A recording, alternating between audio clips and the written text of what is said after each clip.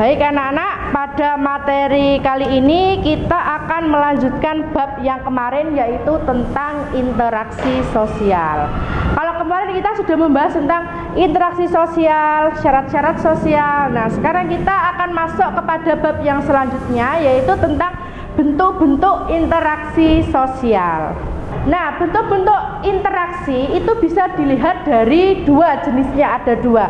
Nah, yang pertama adalah bentuk interaksi menurut jumlah pelakunya.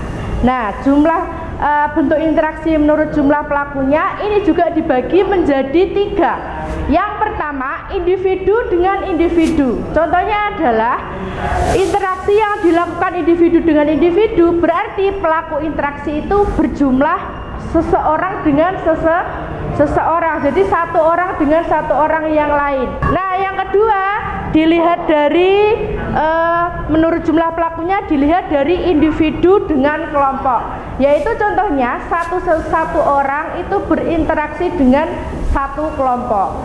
Contohnya seperti sekarang yang sedang Bu Guru lakukan. Jadi Bu Guru menerangkan di depan ini sebagai individu, dan kalian kelas 8 itu sebagai kelompok. Nah, yang ketiga itu ada berdasarkan kelompok dengan kelompok. Nah, biasanya kalau kelompok dengan kelompok, interaksi ini dilakukan oleh sekelompok individu dengan individu yang lain. Entah itu misalnya saya ambil contoh, misalnya kelas 8 sedang berkompetisi dengan kelas 9, misalnya main futsal. Nah, itu berarti kelas 8 sama kelas 9 itu sedang melakukan interaksi antar kelompok dengan kelompok. Yang selanjutnya, bentuk interaksi dilihat dari proses terjadinya. Itu juga ada dua. Yang pertama asosiatif dan disosiatif. Yang selanjutnya, bentuk-bentuk interaksi sosial itu ada tiga. Yang pertama ada kerjasama. Kerjasama itu juga ada beberapa contohnya. Yang pertama kerukunan atau gotong royong. Nah, yang kedua adalah bargaining atau pertukaran barang dan jasa. Nah, yang ketiga adalah kooptasi atau penerimaan unsur-unsur baru di kepemimpinan. Nah, jadi misalnya kalian bekerja di pabrik. Nah, itu kalian mendapatkan sesuatu hal yang baru, mendapatkan entah itu peraturan baru atau mungkin bentuk kerja yang baru dari atasan kalian. Nah, itu berarti dikatakan dengan interaksi kooptasi. Nah, yang selanjutnya adalah koalisi atau kombinasi yang dilakukan dari dua organisasi yang memiliki tujuan yang sama. Selanjutnya, bentuk-bentuk yang kedua adalah akomodasi. Nah, akomodasi ini juga memiliki beberapa contoh. Yang pertama adalah koersi. Koersi adalah bentuk akomodasi yang prosesnya melalui paksaan. Jadi kita itu bekerja sama tapi dipaksa. Misalnya kamu mau tidak mau harus bekerja sama dengan PT ini. Nah, kamu sebenarnya nggak mau tapi kamu dipaksa sehingga kamu akhirnya ya sudah mau, seperti itu. Nah, itu adalah bentuk akomodasi berupa koersi. Yang kedua adalah kompromi, yaitu bentuk akomodasi di mana pihak yang terlibat saling mengalami tuntutan. Jadi kompromi itu misalnya kalian kompromi mau membahas tugas, mau membahas tugas kelompok misalnya. Nah, itu kan pasti kalian memiliki tuntutan. Harusnya kamu kalau mau kerja kelompok dengan saya, harusnya kamu kerjakan yang ini, kamu kerjakan yang ini. Jadi saling ada tuntutan.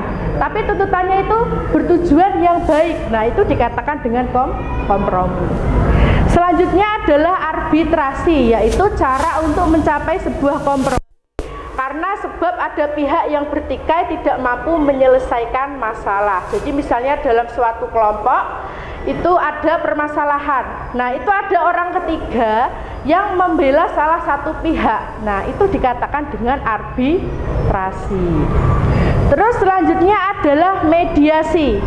Kalau mediasi ini hampir sama dengan kompromi, namun pihak ketiga bersifat netral.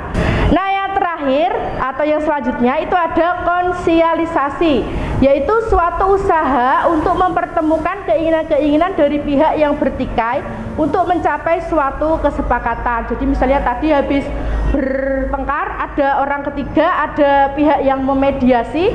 Nah itu mereka mempertemukan kedua pihak yang bertikai tadi, terus dijelaskan maunya gimana, tujuannya seperti apa, biar tidak terjadi perselisihan, biar tidak terjadi pertengkaran kembali. Selanjutnya ada toleransi. Kalian sudah pernah mendengar kata toleransi?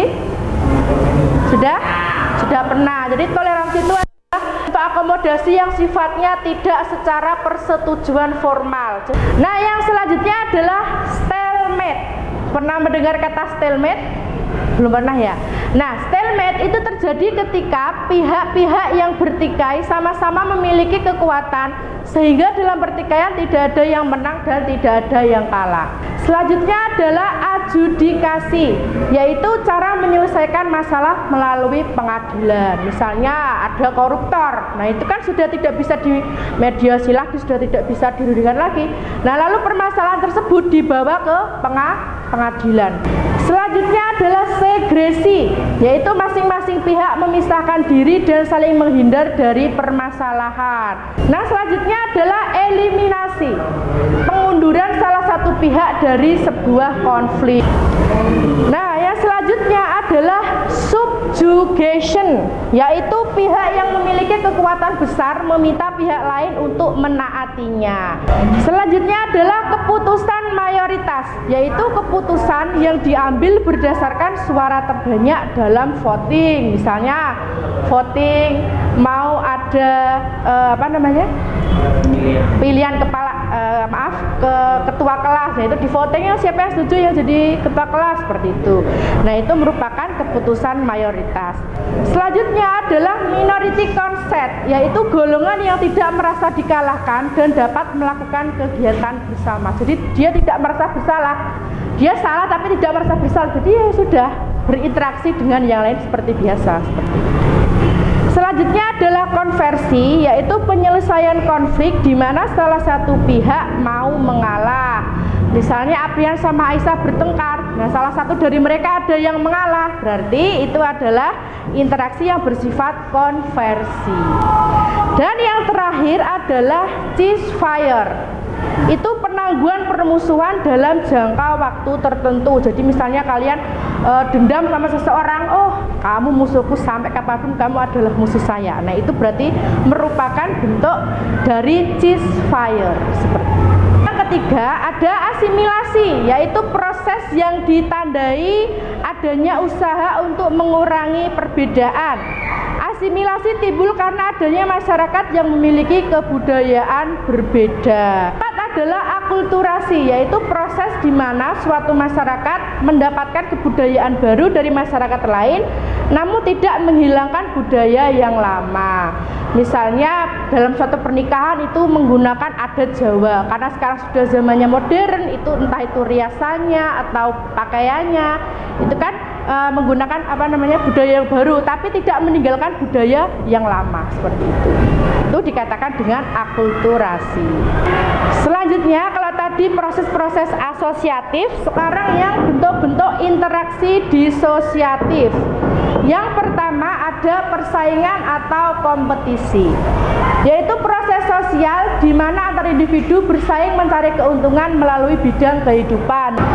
Yang kedua, kontravensi, yaitu perasaan tidak suka yang disembunyikan atau kebencian maupun keraguan. Jadi misalnya Aprian benci sama Aril, tapi dia memendam perasaan itu, jadinya itu berarti sedang melakukan interaksi disosiatif berupa kontravensi.